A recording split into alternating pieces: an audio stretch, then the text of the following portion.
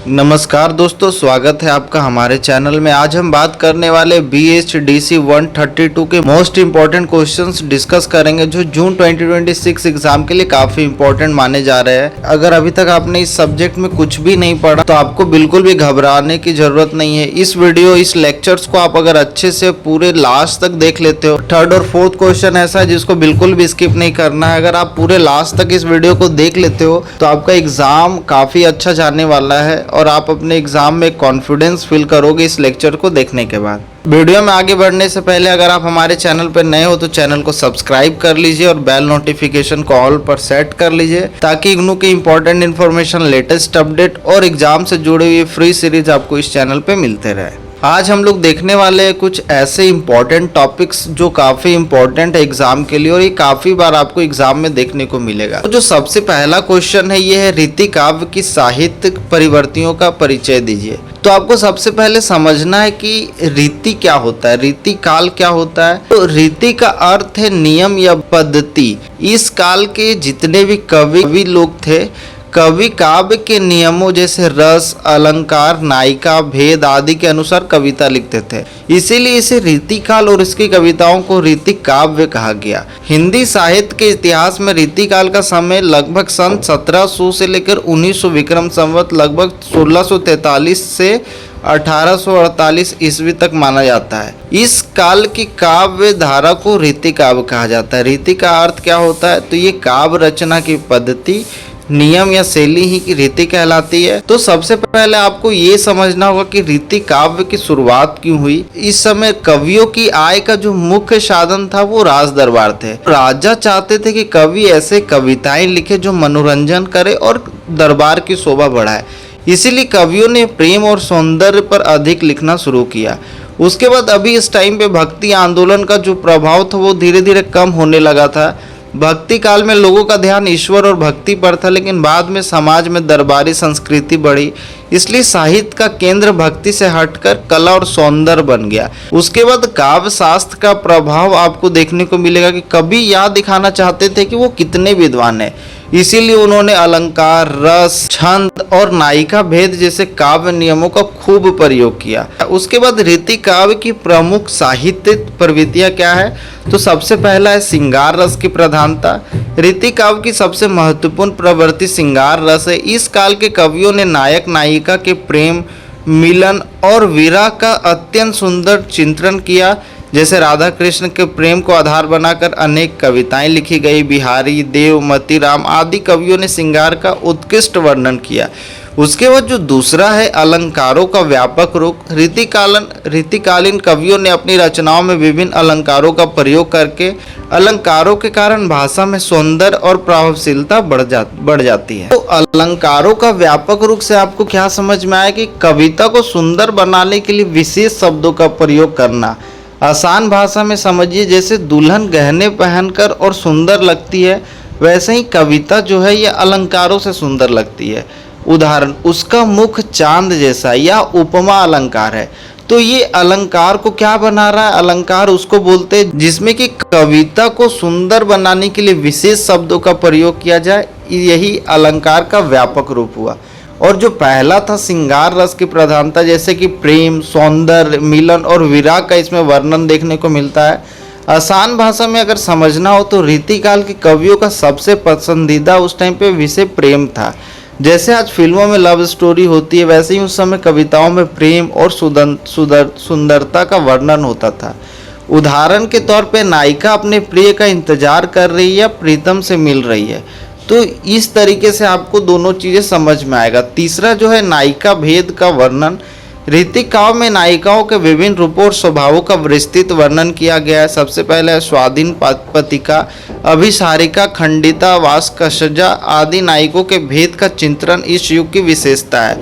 यह प्रवृत्ति संस्कृत काव्य शास्त्र से प्रभावित होती है। तो कवि बताते कि प्रेमिका कब खुश है, कब नाराज है, कब इंतजार कर रही है और कब दुखी है। क्यों? ताकि प्रेम की हर भावना को दिखाया जा सके। यही नायिका भेद का वर्णन है। उसके बाद चौथा होता है काव्य शास्त्रीयता। रीतिकाल के कवियों ने काव्य शास्त्र के नियमों का पालन करते हुए काव्य की रचना की।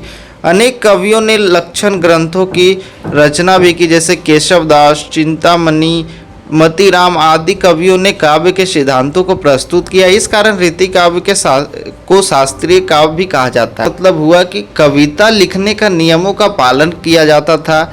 आसान भाषा में समझना हो तो ये आप ऐसे समझ सकते हो कि रीति काल के जो कवि थे वो केवल भाव नहीं लिखते थे, बल्कि आप भी देखते थे कि कविता नियमों के अनुसार है या नहीं। जैसे क्रिकेट के नियम होते हैं वैसे कविता के भी नियम होते हैं। यही काव्य शास्त्रीयता को बताती है। उसके बाद है दरबारी संस्कृति का प्रभाव। जैसे रीति काल में अधिकांश कवि राजाओं और सामंतों के आश्रित थे, इसलिए उनकी रचनाओं में दरबारी जीवन, विलासिता, वैभव और राज प्रशंसा का वर्णन मिलता है। कवियों का उद्देश्य अपने आश्रयदाता को प्रसन्न करना भी होता था। इसका मतलब क्या हुआ कि जो राजा और दरबार की पसंद का प्रभाव इसमें देखने को मिलता है। कवि राजाओं के आश्रय में रहते थे, इसलिए वो वही लिखते थे जो राजा सुनना पसंद करते थे। इस कारण प्रेम, सौंदर्य और विलासिता का वर्णन बढ़ता है। उसके बाद है प्राकृतिक चित्रण। रीति काव्य में प्रकृति का सुंदर और आकर्षण चित्रण मिलता है। जैसे ऋतु वर्णन, वन उपवन, नदी, पर्वत, चांद, तारे आदि का वर्णन प्रेम और सौंदर्य को व्यक्त करने के लिए किया गया। प्रकृति को प्रायः प्रेम की पृष्ठभूमि के रूप में प्रस्तुत किया गया। तो इसमें आपको समझना है कि कवि जो है प्रेम के साथ फूल, बगीचे, चांद, तारे, कोयल और वसंत ऋतु का वर्णन करते हैं, क्योंकि प्रकृति प्रेम के माहौल को और सुंदर बनाती है। इसीलिए यहाँ पे प्राकृतिक चित्रण को भी दिखाया गया है। उसके बाद है यहाँ मुक्तक काव्य की प्रधानता। रीति काल में मुक्तक काव्य अधिक लोकप्रिय रहा। जैसे दोहा, कवित और सवैया जैसे छंदों में स्वतंत्र रूप से रचनाएं लिखी गई है। बिहारी के बिहारी सतसई इसका सर्वोत्तम उदाहरण है। इस काल में आपको देखने को मिलेगा कि लंबे ग्रंथ कम देखने को मिलते हैं और छोटे छोटे दोहे, कविता और सवैया अधिक लिखे गए। हर कविता अपने आप में पूरी होती है। जैसे मैंने उदाहरण में बता दिया बिहारी के दोहे, तो इस तरीके से आपको समझ में आना चाहिए। उसके बाद है ब्रज भाषा का प्रयोग। रीति काव्य की प्रमुख भाषा ब्रज भाषा थी। ब्रज भाषा की मधुरता और कोमलता के कारण यह श्रृंगारिक भावों की अभिव्यक्ति के लिए उपयुक्त मानी गई है। अधिकांश कवियों ने इसी भाषा में अपनी रचनाएं को लिखी है, क्योंकि जो ब्रज भाषा होता है ये बहुत मीठी होती है और बहुत मधुर लगती है। आप इसको जब सुनोगे तो आपको भी समझ आएगा। ये प्रेम और सौंदर्य का वर्णन इसमें बहुत अच्छा लगता है, इसीलिए अधिकांश कवियों ने इसी भाषा का प्रयोग किया। तो यहाँ तक आपको समझ में आया। आपको एक मिनट में थोड़ा सा आपको कंक्लूड कर दूं कि सबसे पहला है श्रृंगार रस। श्रृंगार रस क्या बताता है कि राजा प्रेम की कविता सुनना चाहते हैं। अलंकार क्या बताता है, जो कविता को सजाया जाता है वो अलंकार को बताता है। तीसरा है नायिका भेद, प्रेमिका के अलग अलग रूप। उसके बाद है काव्य शास्त्रीयता, नियमों से कविता लिखी जाती है। चौथा उसके बाद नेक्स्ट दरबारी संस्कृति, दरबार की पसंद का असर होता है। उसके बाद प्राकृतिक चिंतन के बारे में बताया जाता है, जैसे फूल, चांद, बसंत। उसके बाद मुक्त काव्य के बारे में बताया जाता है, जैसे छोटे छोटे दोहे और कविता आपको देखने को मिलती है। उसके बाद ब्रज भाषा का प्रयोग किया जाता है, क्योंकि यह भाषा काफ़ी मीठी आपको देखने को मिलती है। तो ये 8 पॉइंट आपको याद रखना है और आपको एग्ज़ाम में ऐसे ही लिखना। आप इस तरीके से एग्ज़ाम में लिखोगे तो आप काफ़ी अच्छा स्कोर कर लोगे। बाकी यहाँ तक अगर आपको वीडियो पसंद आ रहा है तो वीडियो को लाइक कर दीजिए, और अगर आप हमारे चैनल पर नए हो तो चैनल को सब्सक्राइब जरूर कर ले, ताकि इसी तरीके के फ्री सीरीज़ और आपको देखने को मिलेगी। तो उसके लिए आप चैनल को मस्ट सब्सक्राइब कर ले। उसके बाद जो सेकंड नंबर क्वेश्चन है, संत कवि रविदास की भक्ति भावना का विवेचना कीजिए। तो ये क्वेश्चन मोस्ट इंपॉर्टेंट है। ये क्वेश्चंस आपको बार बार आपके एग्जाम में देखने को मिलेगा, तो इसको बिल्कुल भी स्किप नहीं करना है। तो संत रविदास हिंदी साहित्य के भक्ति काल के प्रमुख संत कवियों में से एक है। वो निर्गुण भक्ति धारा के महत्वपूर्ण प्रतिनिधि माने जाते हैं। उनका जन्म वाराणसी में एक साधारण चमत्कार परिवार में हुआ था। सामाजिक दृष्टि से निम्न वर्ग में जन्म लेने के बावजूद उन्होंने अपनी भक्ति, ज्ञान और मानवीय मूल्यों के कारण समाज में विशेष सम्मान प्राप्त किया। उनकी वाणी में भक्ति, समानता, प्रेम, मानवता और सामाजिक सुधार की भावना प्रमुख रूप से व्यक्त हुई है। उनकी भक्ति भावना सरल है, सहज है और लोक मंगलकारी है। आपको आसान भाषा में मैं समझाता हूँ। उस समय जो हमारा समाज था, उस समय जो हमारा सोसाइटी था, वो जाति पाति, उच्च नीच और धार्मिक कर्मकांड बहुत ज़्यादा आपको देखने को मिलते थे उस टाइम पे। और लोग मानते थे कि भगवान तक पहुँचने के लिए बड़े बड़े यज्ञ, पूजा और कर्मकांड करने पड़ते। लेकिन उस टाइम पे ही संत रविदास आते और उनका कहना है कि भगवान को पाने के लिए ना जाति चाहिए, ना धन चाहिए, ना बड़े कर्मकांड चाहिए, केवल सच्चा प्रेम और भक्ति चाहिए। यही उनकी भक्ति भावना का आधार था। तो इसीलिए संत कवि रविदास काफ़ी महत्वपूर्ण होते हैं। उसके बाद दूसरा है निर्गुण ब्रह्मा की उपासना। रविदास निर्गुण भक्ति परंपरा के कवि थे। वो ईश्वर को निराकार, सर्वव्यापी और सर्वशक्तिशाली, सर्वशक्तिमान मानते थे। उनके अनुसार परमात्मा किसी मूर्ति, मंदिर या बाहरी आडंबर में नहीं है, बल्कि प्रत्येक प्राणी के हृदय में निवास करते हैं। इसीलिए वो सच्चे मन से ईश्वर की आराधना करने पर बल देते हैं। उनकी दृष्टि में ईश्वर का स्वरूप निराकार है, जिससे केवल प्रेम और भक्ति के माध्यम से प्राप्त किया जा सकता है। सबसे पहले आपको समझना है कि निर्गुण क्या होता है। निर्गुण का मतलब होता है जिसमें कोई रूप, रंग, आकार या गुण ना हो, उसे निर्गुण कहते हैं। तो रविदास जी का मानना था कि भगवान किसी मूर्ति या विशेष स्थान में सीमित नहीं है। भगवान हर जगह है। उन्हें अगर सच्चे मन से आप याद करोगे ना, वो आपको हर जगह दिखेंगे। ऐसा नहीं कि आप बड़े बड़े यज्ञ करो, बड़े बड़े कर्म कांड करो, तभी आप भगवान को प्राप्त कर सकते हो। नहीं, अगर आपका मन सच्चा है, अगर आप सच्चे मन से ईश्वर को मानते हैं, और भगवान हर जगह पे है, बस ये है कि आप भगवान को, बस आप उन्हें सच्चे मन से याद कीजिए, भगवान आपको हर जगह मिलेंगे। इसका आसान उदाहरण है, जैसे हवा दिखाई नहीं देता लेकिन हर जगह होता है, वैसे ही भगवान दिखाई नहीं देते, वो हर जगह मौजूद है। इसीलिए रविदास जी निर्गुण भक्ति के समर्थक थे। निर्गुण का मतलब ही क्या होता है? जिसका कोई रूप ना हो, ना रंग हो, ना आकार हो या ना गुण हो। यहाँ तक समझ में आया? अगर समझ में आया हो तो वीडियो को ज़्यादा से ज़्यादा लाइक कीजिए, और नेक्स्ट पार्ट भी चाहिए, और नेक्स्ट एग्ज़ाम कौन सा है आपका, वो भी आप मुझे कमेंट में बता सकते हो। उसके बाद दूसरा है प्रेम और समर्पण की भावना। तो रविदास की भक्ति का आधार क्या था? प्रेम था। वो मानते थे कि भक्त और भगवान का संबंध प्रेम का संबंध है। जिस प्रकार चंदन और पानी एक दूसरे में मिलकर सुगंध फैलाते हैं, उसी प्रकार भक्त और भगवान का संबंध भी आत्मिक प्रेम पर आधारित होता है। उनका प्रसिद्ध पद है, प्रभु जी तुम चंदन हम पानी, जाकी अंग अंग बस समानी, बात समानी। इस पद में भक्त का पूर्ण समर्पण और प्रेम भाव स्पष्ट दिखाई दे रहा है। तो इनका क्या मानना था कि भगवान को पाने का सबसे अच्छा मार्ग क्या है? प्रेम है। वो कहते कि भक्त को अपना अहंकार छोड़कर पूरी श्रद्धा से भगवान को समर्पित हो जाना चाहिए। जैसे एक बच्चा अपनी माँ पर पूरा विश्वास करता है, वैसे ही भक्त को भगवान पर पूरा विश्वास और प्रेम रखना चाहिए। तो यहाँ तक समझ में आया। तीसरा है आडंबरों और कर्म कांडों का विरोध। रविदास ने धर्म के नाम पर होने वाले बाहरी आडंबरों, जाति पाति और कर्म कांडों का विरोध किया। उनका मानना था कि ईश्वर की प्राप्ति के लिए तीर्थ यात्रा, व्रत, पूजा पाठ या यज्ञ आवश्यक नहीं है। अगर आप सच्चे मन से, निष्कपट हृदय और प्रेम पूर्ण भक्ति से ही भगवान की प्राप्ति संभव है। उन्हें आंतरिक शुद्धता को बाहरी दिखावे से अधिक महत्व दिया।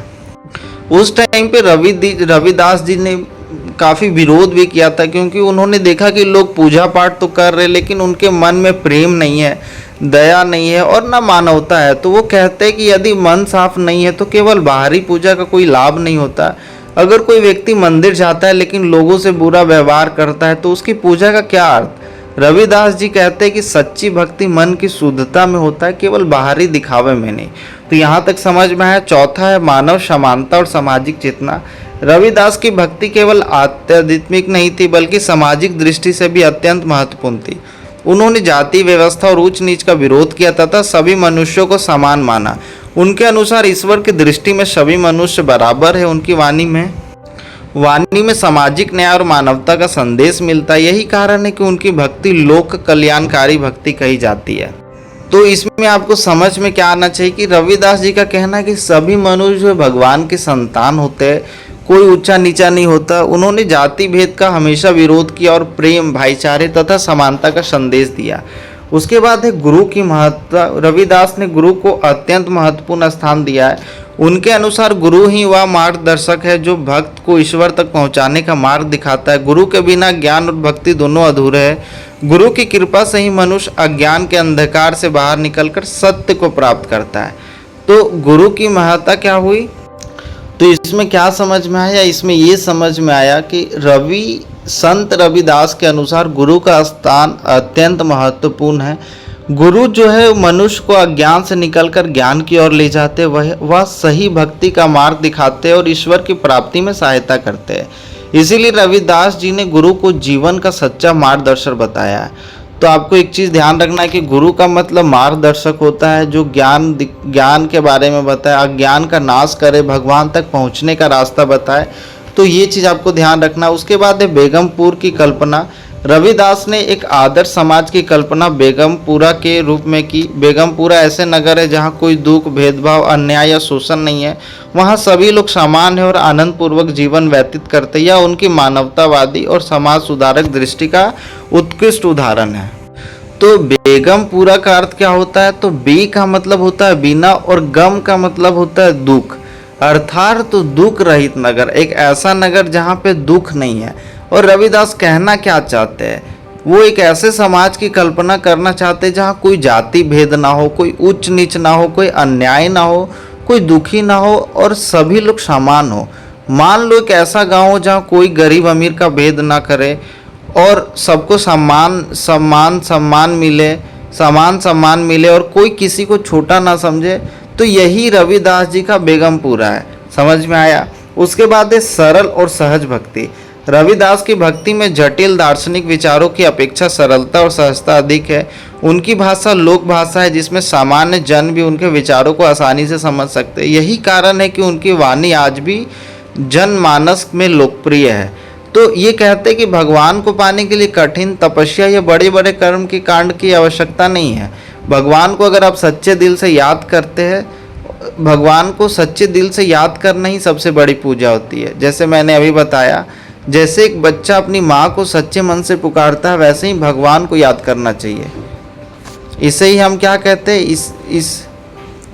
वैसे ही भगवान को याद करना, इसे ही सहज भक्ति कहते हैं। उसके बाद उपसंहार क्या है? तो इसका निष्कर्ष ये निकला कि संत रविदास की भक्ति भावना प्रेम, समर्पण, मानवता, समानता और निर्गुण ईश्वर की उपासना पर आधारित है। उन्होंने बाहरी आडंबरों का विरोध करते हुए सच्ची भक्ति को जीवन का सर्वोच्च मार्ग माना। उनकी वाणी में सामाजिक चेतना, लोक मंगल और आध्यात्मिक अनुभूति का अद्भुत समन्वय दिखाई देता है। इसीलिए संत रविदास केवल एक महान भक्त नहीं थे, कवि नहीं थे, बल्कि एक समाज सुधारक और मानवतावादी चिंतक भी थे। उनके विचार आज भी समाज को समानता, प्रेम और भाईचारे का संदेश देते हैं। उसके बाद जो थर्ड नंबर क्वेश्चन है, ये भी काफ़ी मोस्ट इम्पॉर्टेंट है। कबीर की सामाजिक चेतना अथवा भक्ति भावना पर प्रकाश डालिए। तो आप एक चीज़ ध्यान रखना कि ये जो जितने भी आपको बड़े बड़े संत दिख रहे हैं, इनके बारे में आपको ज़रूर ये सिर्फ पता होना चाहिए। और ये क्वेश्चन जितना भी बड़ा बताया जा रहा है, आपको सब क्वेश्चंस को बिल्कुल ध्यान से सुनना है। बस सुनोगे ध्यान से इस वीडियो को तो आपको आसानी से समझ में आ जाएगा और फिर आप एग्जाम में दे सकते हो। अगर एक बार में नहीं आए तो एक बार और वीडियो प्ले कर लेना, बाकी आप समझ जाओगे। बाद अगर आप अभी तक हमारे चैनल को सब्सक्राइब नहीं किया तो चैनल को सब्सक्राइब कर लेना और बाकी इंपॉर्टेंट इन्फॉर्मेशन पाने के लिए आप हमारे टेलीग्राम और व्हाट्सएप चैनल को भी ज्वाइन कर सकते हो। उसके बाद कबीर की सामाजिक चेतना अथवा भक्ति भावना क्या था? तो कबीरदास हिंदी साहित्य के भक्ति काल के एक महान संत, कवि और समाज सुधारक थे। उनका जन्म 15वीं शताब्दी में हुआ माना जाता है। वो निर्गुण भक्ति धारा के प्रमुख कवि थे। कबीर ने अपने समय की सामाजिक, धार्मिक और सांस्कृतिक विसंगतियों पर तीखा प्रहार किया। उनकी वाणी में भक्ति के साथ साथ गहरी सामाजिक चेतना भी दिखाई देती है। उन्होंने समाज में फैली जाति व्यवस्था, धार्मिक आडंबर, अंधविश्वास और पाखंड का विरोध किया तथा मानवता, समानता और प्रेम का संदेश दिया। इनका कहना यह था कि भगवान को बाहर मत ढूंढो, पहले अपने दिल को साफ करो। यही कबीर की सामाजिक चेतना और भक्ति का भावना है। सबसे पहला है, ये जाति पाति का विरोध करते थे। कबीर ने समाज में प्रचलित ऊंच नीच और जाति भेदभाव का खुलकर विरोध किया।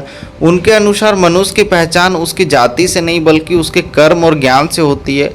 वो कहते हैं, जाति न पूछो साधु की, पूछ लीजिए ज्ञान, मोल करो तलवार का, पड़ा रहन दो म्यान।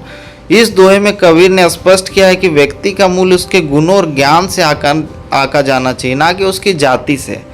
क्योंकि उस समय लोगों को जाति के आधार पर ऊंचा नीचा माना जाता था। एक ब्राह्मण खुद को श्रेष्ठ समझता था और एक गरीब और एक निम्न जाति का व्यक्ति है वो अपमान सहता था। कबीर ने पूछा, जब सबका जन्म एक ही तरह होता है तो कोई ऊंचा और कोई नीचा कैसे हो गया? मान लो स्कूल में सभी बच्चे एक जैसी यूनिफॉर्म पहनते हैं। अब अगर कोई कहे कि मेरा बैग अच्छा है इसलिए मैं बड़ा हूँ, तो क्या ये सही होगा? नहीं।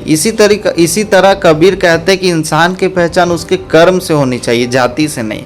उसके बाद दूसरा है धार्मिक पाखंडों का विरोध। कबीर ने हिंदू और मुस्लिम दोनों धर्मों में फैले बाहरी आडंबरों और कर्म कांडों की आलोचना की। उन्होंने मंदिर, मस्जिद, मूर्ति पूजा, तीर्थ यात्रा तथा दिखावटी धार्मिक क्रियाओं को ईश्वर प्राप्ति का साधन नहीं माना। उनका विश्वास था कि सच्चा धर्म मन की पवित्रता और ईश्वर के प्रति प्रेम है।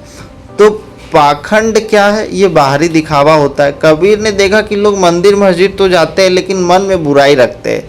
एक आदमी रोज पूजा करता है लेकिन दूसरे को वो धोखा दे रहा है, तो ऐसी पूजा का क्या फायदा? कबीर का कहना है कि भगवान को दिखावा नहीं चाहिए, सच्चा मन चाहिए। अगर आप सच्चे मन से ईश्वर को पुकारते हो, सच्चे मन से ईश्वर को मानते हो, तो आपको ईश्वर हर जगह पे मौजूद मिलेंगे।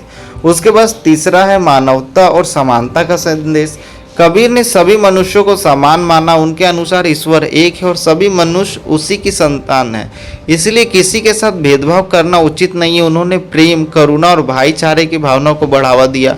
उनकी सामाजिक चेतना मानवतावादी दृष्टिकोण पर आधारित है, क्योंकि समाज उस टाइम पे बटा हुआ था, हिंदू अलग, मुस्लिम अलग, ऊंची जाति अलग, नीची जाति अलग। तभी कबीर कहते हैं कि सब इंसान एक ही भगवान के संतान है। जैसे एक पेड़ की सभी शाखाएं एक ही जड़ से निकलती है, वैसे ही सभी मनुष्य एक ही परमात्मा से जुड़े हुए हैं। अंधविश्वास और रूढ़ियों का विरोध। कबीर ने समाज में फैले अंधविश्वासों और रूढ़ियों का पर प्रहार किया। उन्होंने लोगों को विवेकपूर्ण जीवन जीने की प्रेरणा दी।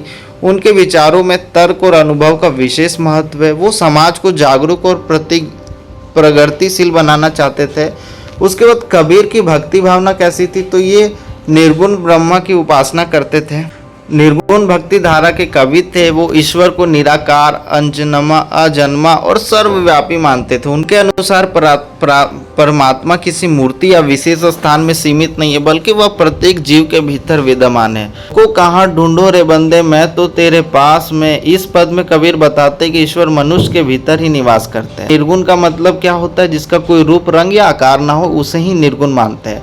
और भगवान की मूर्ति या किसी एक जगह में बंद भगवान नहीं होते। तो हवा दिखाई नहीं देती जैसे, वैसे ही भगवान भी दिखाई नहीं देते, लेकिन हवा हर एक जगह, वैसे ही भगवान भी हर एक जगह आपको देखने को मिलेंगे।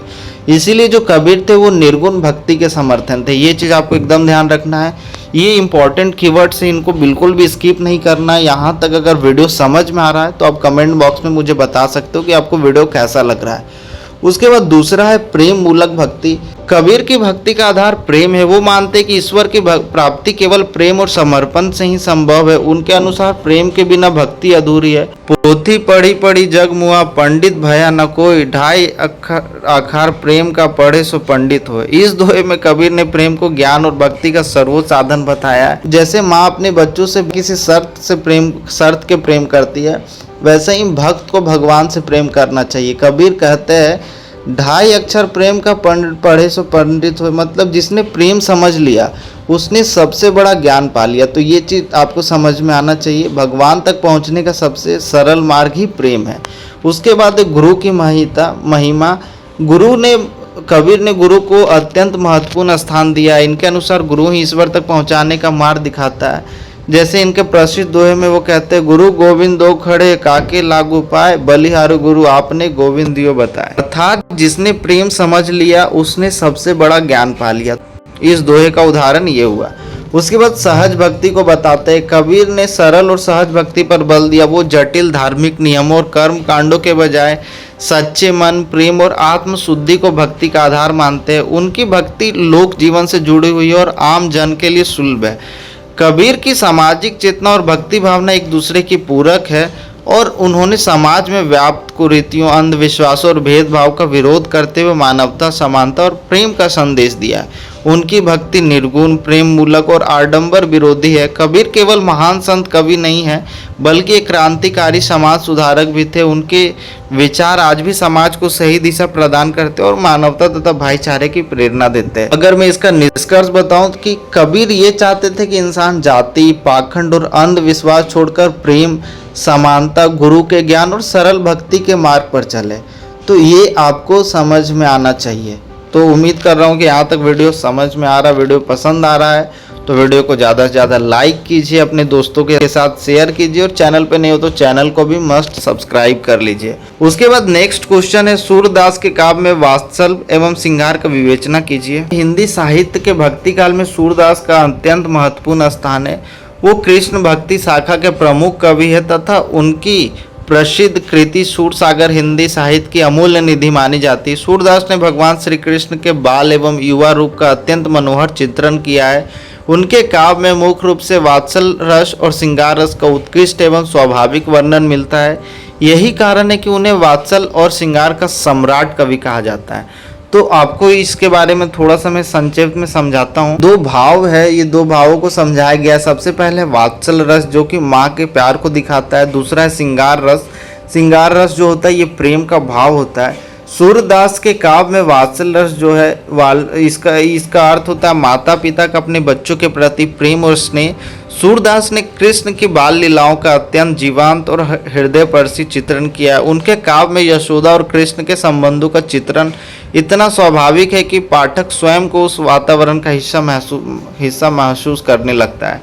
सूरदास ने कृष्ण की बाल सुलभ चंचलताओं, शरारतों और नटखटपन का सुंदर वर्णन किया है। कृष्ण कभी माखन चुराते हैं, कभी गोपियों को परेशान करते हैं और कभी माँ यशोदा से भोलेपन से बातें करते। इन प्रसंगों में वात्सल स्वभाव अपने चरम रूप में दिखाई देता है। इनका प्रसिद्ध पद है, मैया मोहि दाओ बहुत खिंचाओ। इस पद में बालक श्री कृष्ण अपनी माँ यशोदा से बड़े भाई बलराम की शिकायत करते हैं। कृष्ण की बाल सुलभ मासूमियत और यशोदा का स्नेह वात्सल रस को अत्यंत प्रभावशाली बनाता है। इसी प्रकार यशोदा द्वारा कृष्ण को झुलाने, खिलाने तथा उनकी शरारतों पर प्रेम पूर्वक प्रतिक्रिया देने के प्रसंग वात्सल्य रस के श्रेष्ठ उदाहरण है। सूरदास ने माँ और पुत्र के संबंध को अत्यंत मार्मिकता और स्वाभाविकता के साथ चित्रित किया है। सूरदास के काव्य में श्रृंगार रसों को रसों का राजा कहा गया है। सूरदास के काव्य में राधा कृष्ण के प्रेम का अत्यंत सुंदर और भावपूर्ण चित्रण मिलता है। उन्होंने संयोग और वियोग दोनों पक्षों का सफल चित्रण किया है। सबसे पहला है संयोग श्रृंगार। संयोग श्रृंगार में प्रेमी और प्रेमिकाओं के मिलने की स्थिति का वर्णन किया जाता है। सूरदास ने राधा और कृष्ण के प्रेम, उनकी मधुर लीलाएं, हास परिहास और मिलन के आनंद का अत्यंत आकर्षण चित्रण किया। वृंदावन की प्राकृतिक जटा, यमुना तट, कुंज और वन उपवन इस प्रेम को और अधिक सुंदर बना देता है। राधा और कृष्ण का प्रेम केवल लौकिक प्रेम नहीं है बल्कि आत्मा और परमात्मा के मिलन का भी प्रतीक माना जाता है। तो संयोग श्रृंगार का समझना है तो आप ऐसे समझ सकते हो कि जब प्रेमी और प्रेमिका एक दूसरे के साथ और मिलन का आनंद ले रहे हैं।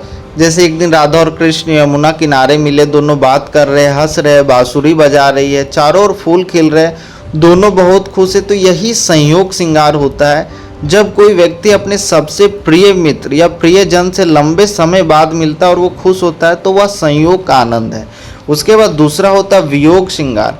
सूरदास ने वियोग पक्ष का भी अत्यंत मार्मिक चित्रण किया है। जब कृष्ण मथुरा चले जाते तब राधा और गोपियों के हृदय में उत्पन्न विरह वेदना का चित्रण बहुत ही भावपूर्ण ढंग से किया गया है। गोपियों का कृष्ण के प्रति प्रेम, उनकी तड़प, स्मृतियां और मिलन की आकांक्षा पाठकों के हृदय को स्पर्श करती है। सूरदास ने विरह की पीड़ा को अत्यंत संवेदनशीलता के साथ प्रस्तुत किया है। मतलब ये हुआ कि जब प्रेमी और प्रेमिका एक दूसरे से दूर हो जाए और मिलने की इच्छा करे।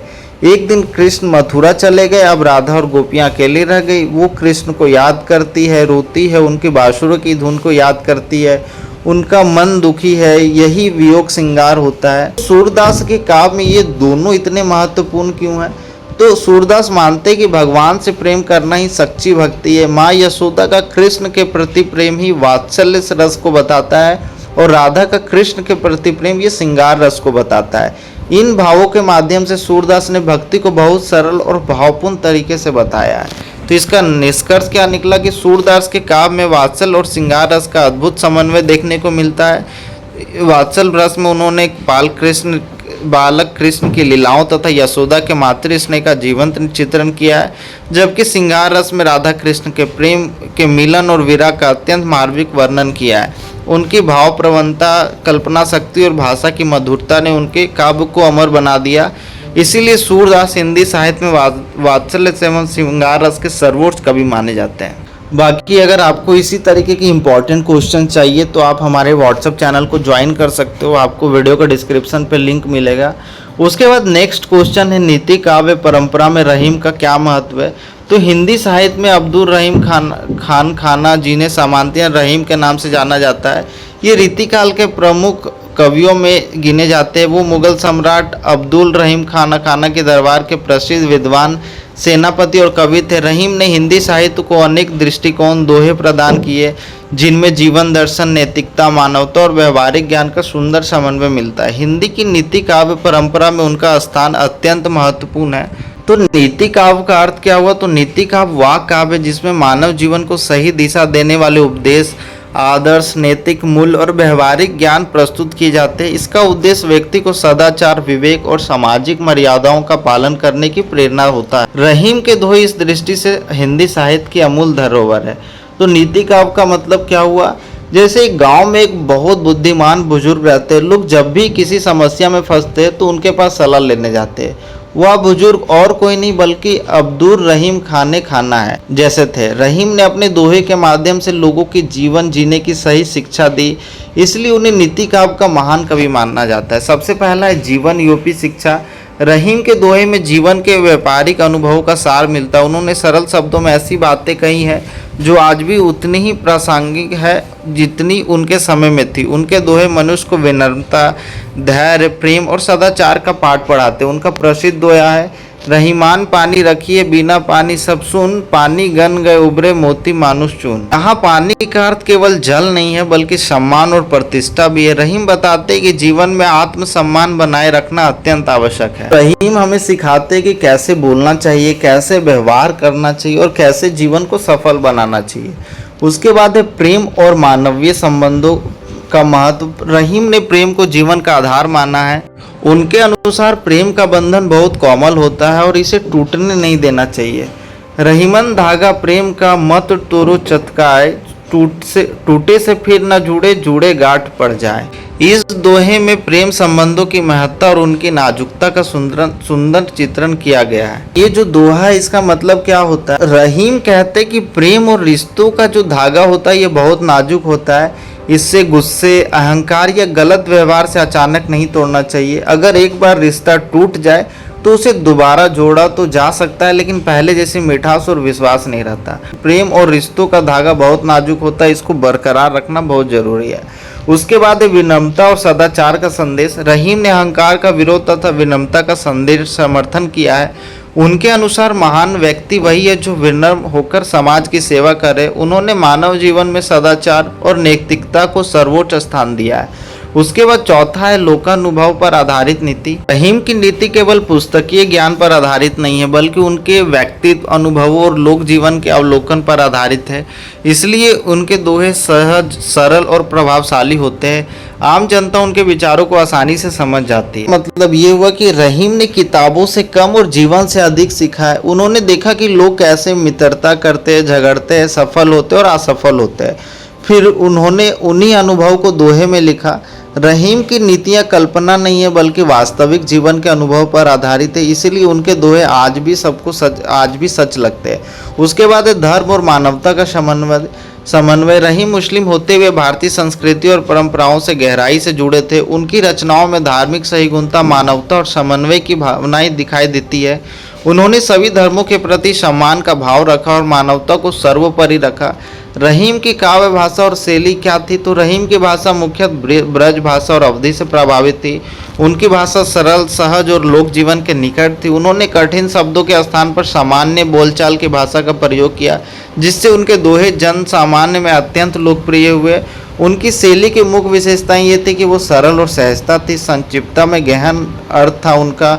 लोग ताती और मुहावरे का प्रयोग करते थे। उपदेशात्मक एवं शिक्षाप्रद स्वर था। भाव और विचार का संतुलन देखने को मिलता है।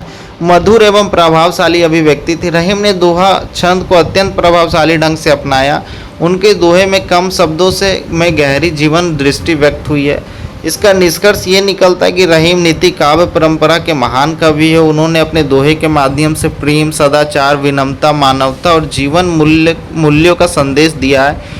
उनकी भाषा सरल, सहज और लोक जीवन से जुड़ी हुई है, जबकि उनकी शैली प्रभावपूर्ण और शिक्षाप्रद है। रहीम के नीति दोहे आज भी लोगों को नैतिक जीवन जीने की प्रेरणा देते हैं। इसी कारण हिंदी साहित्य में नीति का परंपरा के विकास में रहीम का योगदान अत्यंत महत्वपूर्ण है और अविस्मरणीय माना जाता है। तो उम्मीद करता हूँ कि यहाँ तक मैंने जो 5 क्वेश्चंस कराए आपको समझ में आया होगा।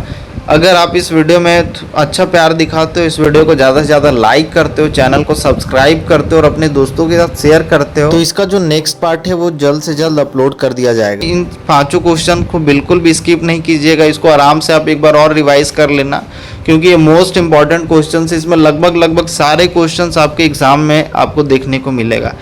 तो उम्मीद करता हूँ यहाँ तक वीडियो पसंद आया हो। मिलते हैं अगले वीडियो में। Thank you friend.